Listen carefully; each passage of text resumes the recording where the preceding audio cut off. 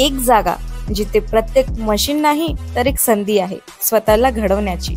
ही जागा म्हणजे Chhajed fitness club, Rahuri factory मधील सर्वात विश्वसनीय आणि हायटेक जिम। महिलांसाठी स्वतंत्र batches and trainers, 100% safe and positive environment, AC सह पूर्ण सुविधा असलेली gym, hi tech equipments, full body workout साठी योग्य। तर यायचं कुठे आहे? Chhajed fitness club, Tarabad road, Rahuri factory. आवाज जनतेचा, लढा सर्वसामान्य जनतेच्या न्याय व हक्कांसाठी।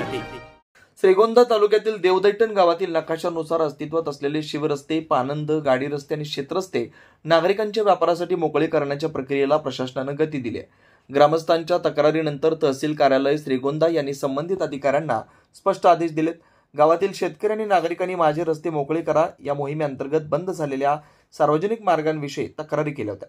या पार्श्वभूमीवर तहसीलदार श्रीगोंदा यांच्या आदेशानं भूमी अभिलेखन उपाधीक्षक अहमदनगर यांना संबंधित रस्त्यांची मोकळीक सुनिश्चित करण्यासाठी आवश्यक कारवाई करण्यास सांगण्यात आलं। महसूल विभागाच्या मार्गदर्शक सूचनानुसार हे रस्ते सर्वसामान्य जनतेच्या आणि शेतकऱ्यांच्या शेती संबंधी दैनंदिन वापरासाठी मोकळे ठेवणं अत्यावश्यक आहे। तलाठी आणि मंडळ अधिकाऱ्यांना या संदर्भात तात्काळ अंमलबजावणी करून अहवाल सादर करण्याचे आदेश देण्यात आले। गावात रस्ते मोकळे होण्यासाठी प्रत्यक्ष कारवाई लवकर सुरू होण्याची अपेक्षा व्यक्त केली जाते। आवाज जनतेसाठी गणेश कांबळे, श्रीगोंदा। महाराष्ट्र राज्य शिवपालन क्षेत्रस्था चळवळीच्या माध्यमातून राज्यभर शेवटच्या भावाला न्याय देण्यासाठी, दर्जेदार रस्ता मिळवून देण्यासाठी जो काही व्यापक लढा चालू आहे, आज श्रीगोंदा तालुक्यामधील श्रीगोंद्याचे तहसीलदार यांनी आज एक अभूतपूर्व असा निर्णय घेतलेला आहे की आज देवदैठण गाव तिथले ग्रामस्थांनी एक ठराव करून दिलेला आहे की आमच्या गावाला रोड मॉडेल विलेज करा। त्या संदर्भात तहसीलदार असतील, इथे भूमी अभिलेखचे अधिकारी असतील, यांनी लगेच आता या ठिकाणी देवदैठण गावच्या रस्त्यासाठी 21 तारीख त्या ठिकाणी दिलेली आहे आणि गावातले ग्रामस्थ एक आनंदाचे वातावरण निर्माण झालेले आहे। यामुळे समृद्धीचा महामार्ग आज गावागावातून खेड्यापाड्यातून वाडी वस्तीवरून आज खुला होताना आपल्याला दिसणार आहे। ब्रिटिशकालीन शिवरस्त्यांच्या आज हद्दी निश्चित होणार आहे आणि भविष्यामध्ये एक देशासाठी आज आपला महाराष्ट्र एक आदर्श झालेला आपल्याला पाहायला मिळेल। राज्याचे महसूल मंत्री यांनी चांगले निर्णय घेतल्यामुळे आज या ठिकाणी परिवर्तन होत चाललेलं आहे।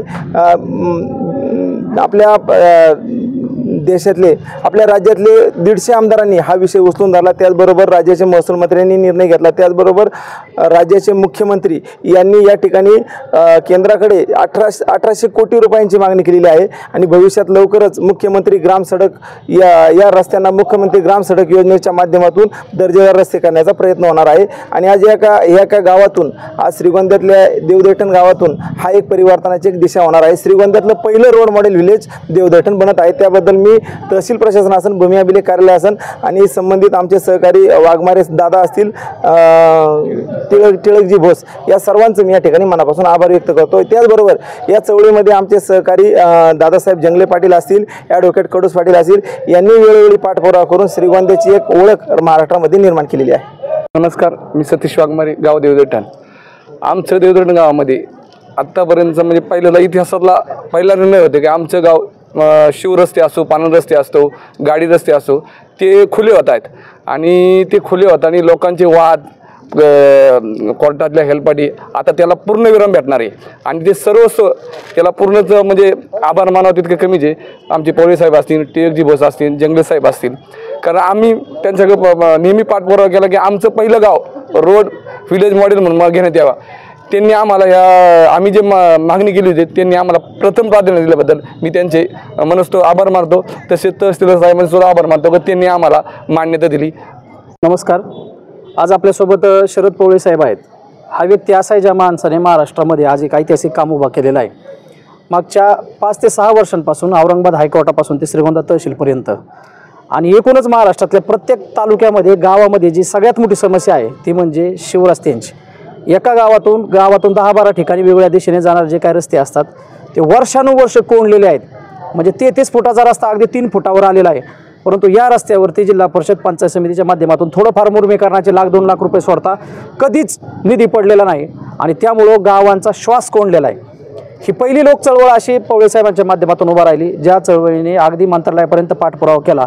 सकारात्मक बाजू अशी आहे यांची की महाराष्ट्राचे महसूल मंत्री माननीय आमदार चंद्रशेखर बावनकुळे साहेब यांनी या समस्येचं गांभीर्य लक्षात घेतलं।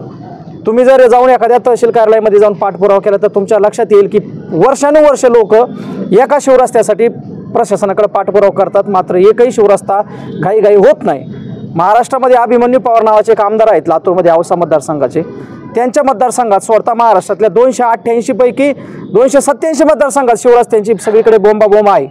मात्र पवळे साहेबांच्या माध्यमातून अशी एक लोकचळवळ त्यांनी निर्माण केली की गावातून सगळ्या बाजूला सगळ्या दिशेला जाणारे जे काही शिवरस्ते आहेत, गाडी रस्ते आहेत, पाऊलवाट आहेत, हे सगळे लहान सहान रस्ते आणि नकाशावरती असलेले जे काही रस्ते आहेत प्रामुख्याने हे सगळेच्या सगळे रस्ते खुले करण्यासंदर्भात त्यांची चळवळ आहे आणि प्रत्येक महाराष्ट्रातल्या प्रत्येक जिल्ह्यापर्यंत तालुक्यापर्यंत पोहोचण्याचा त्यांचा प्रयत्न आहे.